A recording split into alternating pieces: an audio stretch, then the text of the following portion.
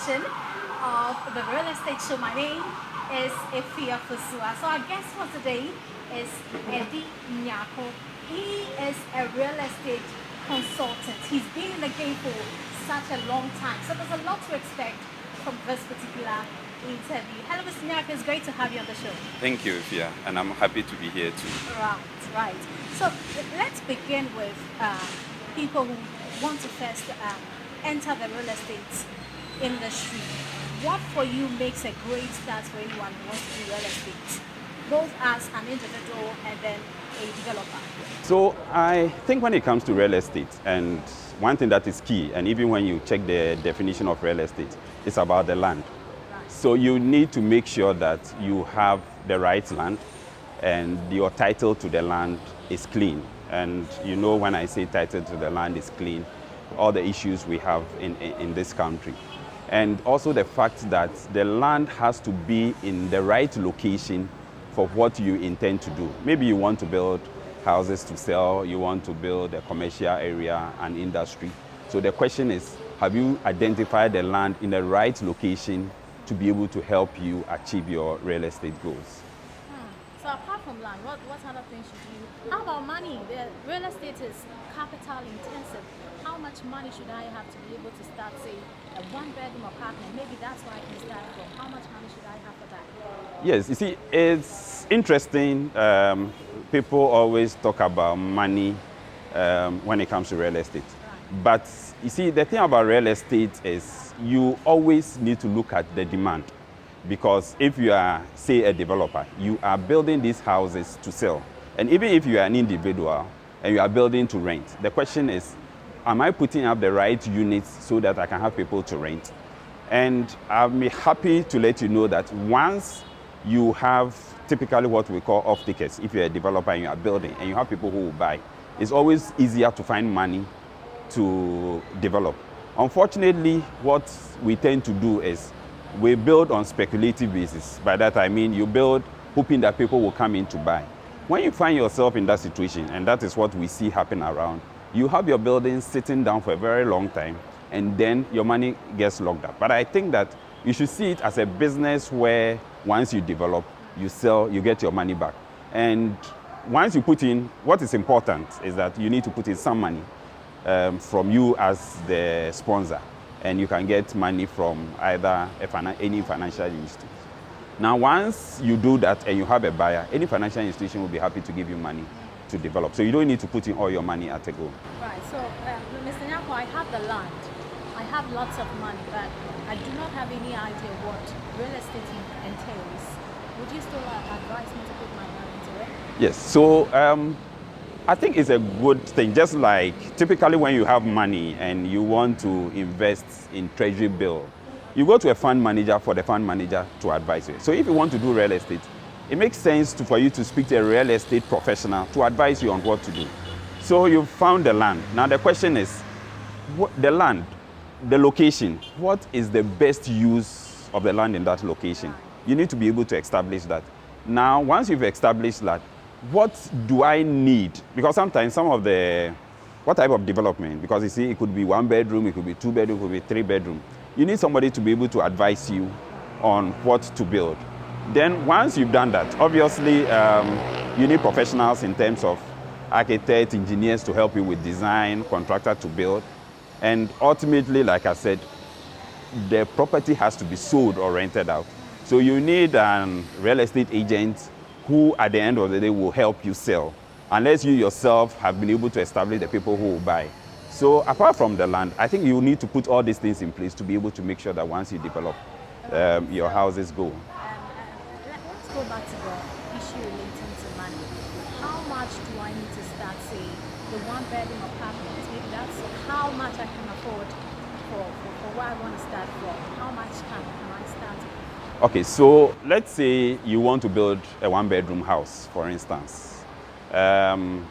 Typically, and I think 1-bedroom house, a very good 1-bedroom house, and if I say 1-bedroom house, sometimes people don't understand. You see, it's 1-bedroom house, but this 1-bedroom house will have a living area, will have a kitchen, will have a bedroom, will have washrooms. At the end of the day, it will give you a total floor area of about 50 to 60 square meters.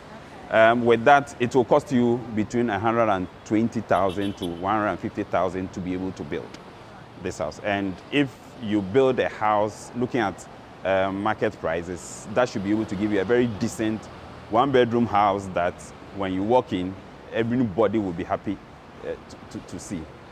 So let's talk about going into real estate as a developer.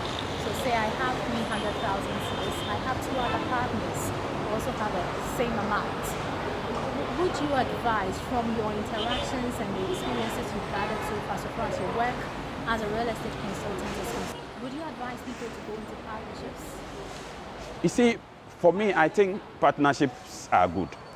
But it's important that we establish what the partnerships are. For every business, business is about risk.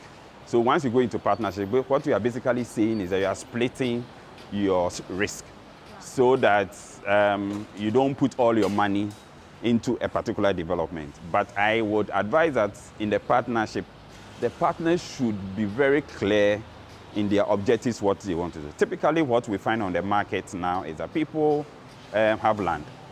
They look for developers to partner to build this land. So what they do is that you typically value the land so that at the end of the development, let's say eventually if there are 10 units, the landowner will get 3 units and then the developer takes 7 units to recover their money.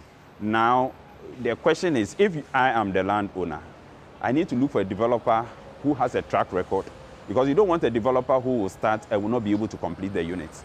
Once these houses are uncompleted, you wouldn't have achieved your objective. So if I'm the landowner, I want to work with a partner who has a track record, and I want to see what they've done before to be able to give me that look. They have the ability and the capacity to be able to do it.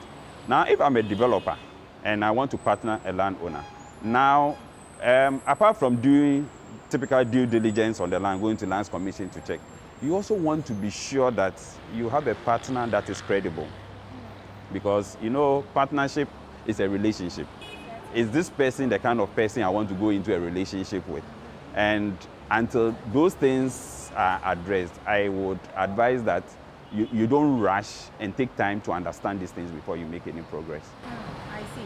There's some people who advise that when you want to start a property, for instance, you start with 80% of your own money. And then maybe somewhere along the line when you're stuck, you can go in for 20%, say a mortgage or a loan from a bank to complete the project. What's your take on that? To be honest with you, I think 80% is too much money to put in. So if it's your own property, and I know most financial institutions will expect you to put in almost about 30% of your own money, and then they will give you about 70%. So 80% means that you virtually have put in your money. But if that is what you really want to do, and if you are doing that, it's on the basis that you don't want to borrow a lot and you want to be able to pay within a short time. So that is a decision that rests. But typically with 30%, you should be able to get 70% from any financial institution to be able to complete your unit. Now, same with the developer. I will not advise that you start any real estate development if you don't know who you are selling to. If you put in your 80%, you will build, the houses will stay there and will stay there forever. But if you know who you are selling to, you don't need to put in 80%. You can put in 30%, you can put in 40%. You can go to any financial institution.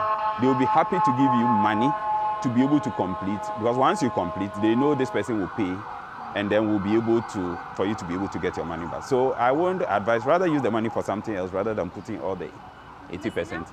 What if I have this big idea, but I don't have money? I haven't got anybody to partner with. Can I still do real estate? Yes, and as I did mention, you have a big idea, you want to do real estate. Make sure you have very good advisors. And but I don't have land, nothing. Yes, so the advisors will typically advise you on land. The best land for whatever you intend to do. Maybe you want to do a commercial property. When you get a good advisor, he'll tell you good locations, he will advise you the right type of land, Now, assuming on the basis of that, you be able to identify a landowner who has the type of land you are looking for. Now, the next is for you to engage real estate professional who can be able to tell you that, okay, so for this location, I think that offices or shops will be the best to develop there. Now, having taken that advice, you can engage, like I said, architects, engineers to help you with design. But you see, what is important is that whilst you go through all this process, the question you always need to answer is, who will take these units when I'm done? If that question is not addressed, at the end of the day, you will get people to give you money, and I know people do. They take money from friends to be able to develop and promise them a certain return. If you are not able to sell to pay these people, the next time you can't go back to them. So make sure that your nice idea is backed by people who will buy or who will take up these units. And once you have that, you can get people to give you money. And once they are done, you sell these units, and then you can move into your next project beyond that. So location, make sure your location is right, and make sure you have a ready market before you do that investment you've always wanted to. We've been speaking to Eddie Nyako. He's a real estate consultant. Let's go for a quick break. When we do return, we'll bring you more. Do stay tuned. Ghana's real estate industry is thriving, a reflection of the growth the nation as a whole is experiencing.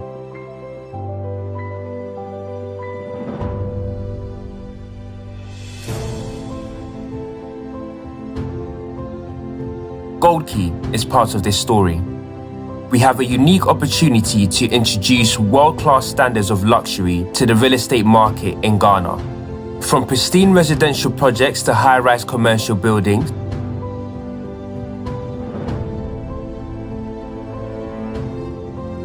Gold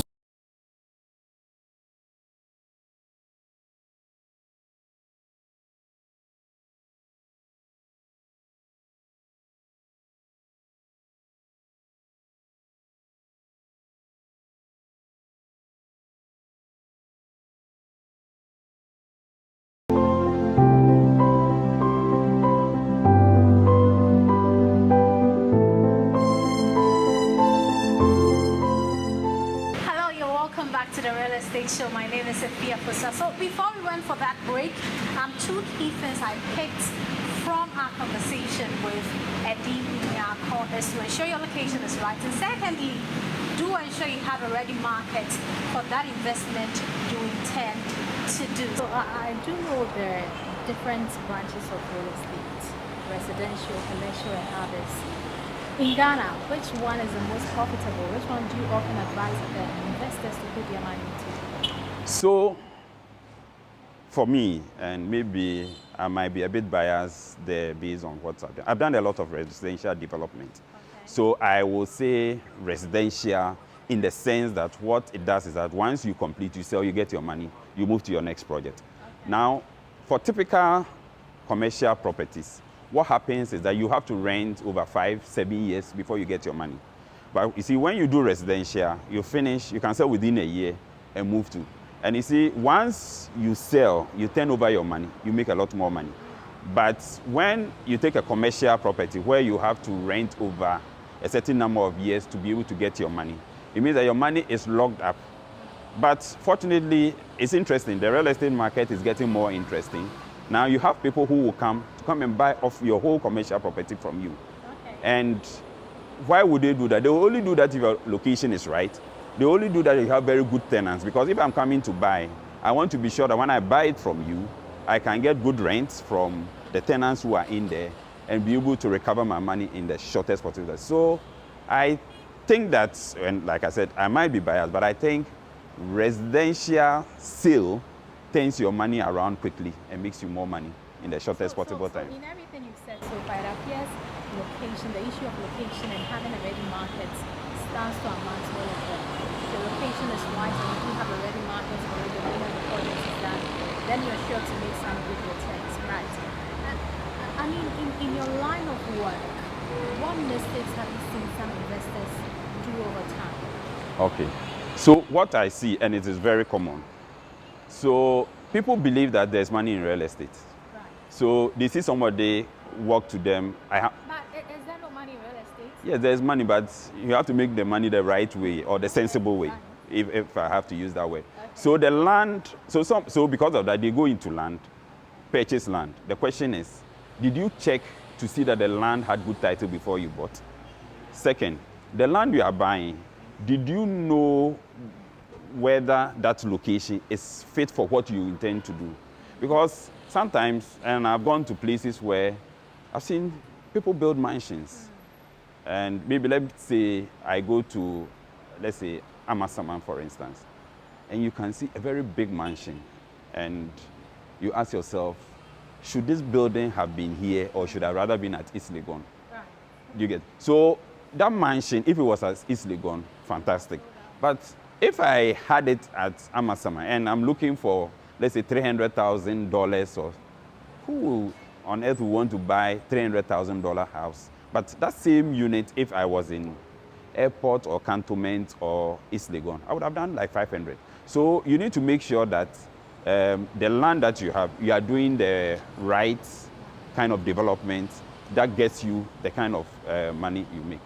Then the other thing is, like I mentioned, who is going to buy? People believe that there's real estate. Maybe to say, who see a better. You get buyers.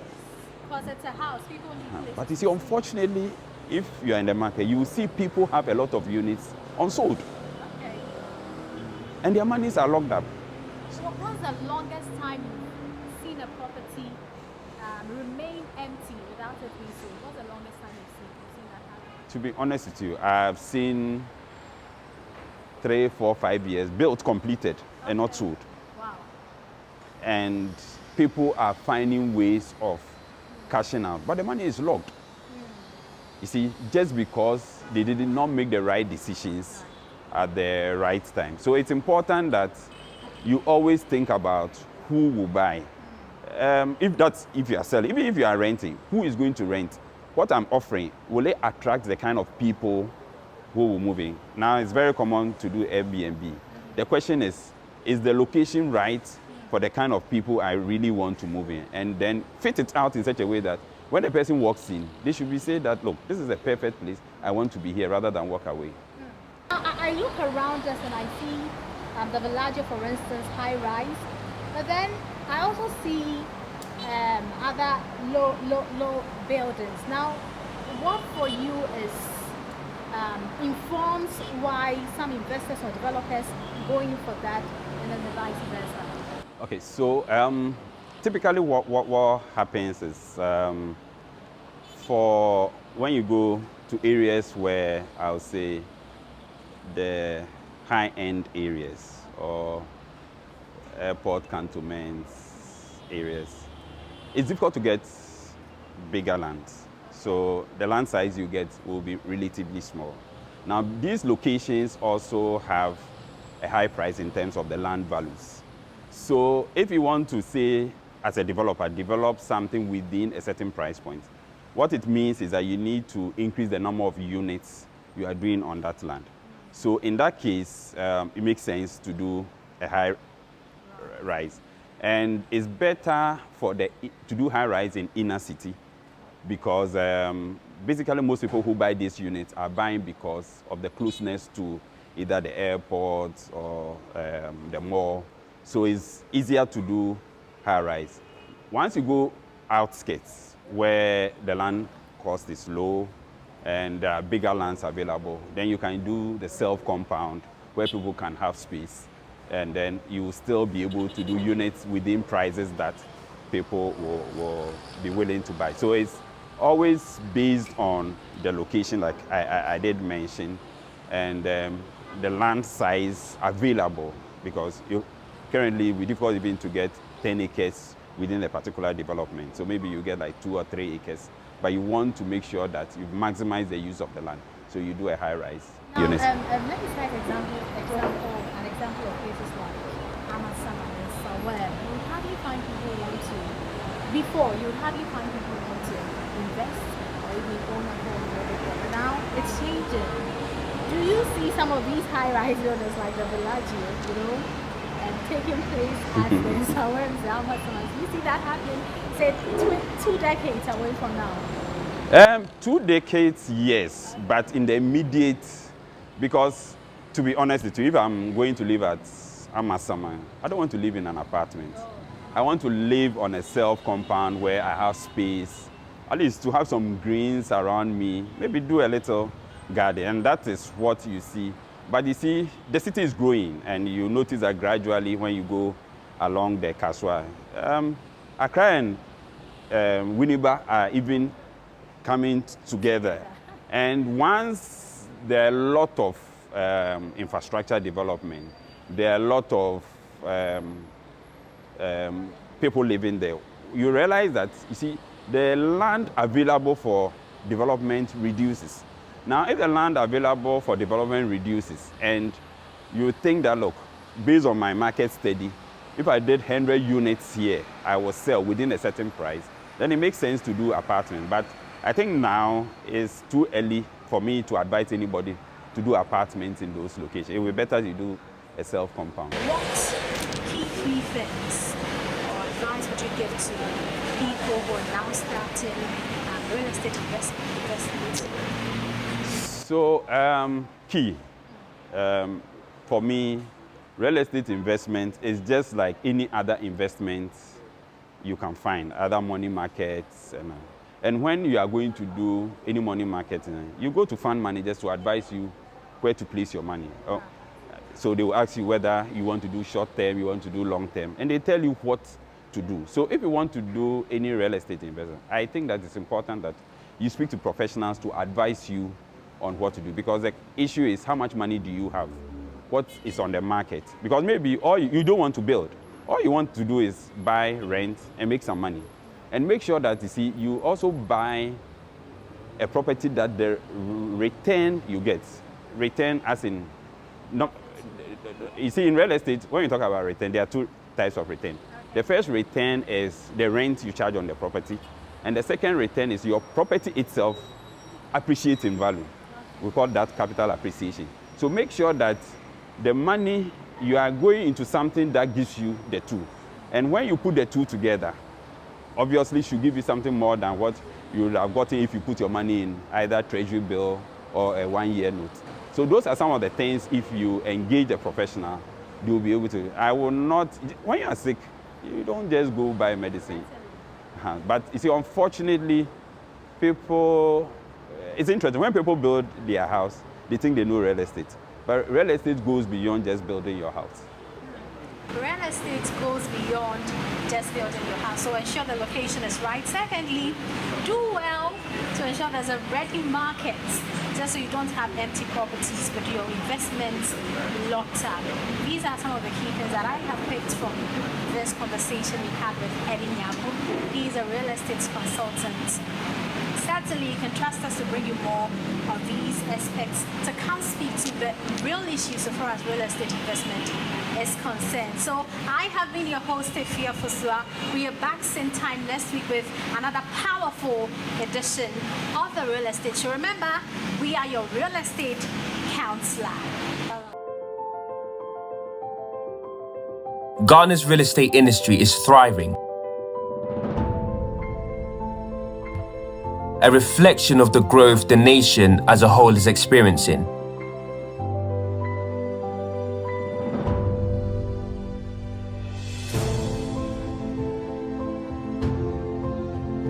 Gold Key is part of this story. We have a unique opportunity to introduce world-class standards of luxury to the real estate market in Ghana. From pristine residential projects to high-rise commercial buildings,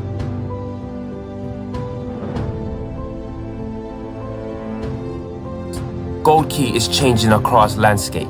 The past decade has seen an amazing journey as we have the structures in place to engineer an even more glorious future.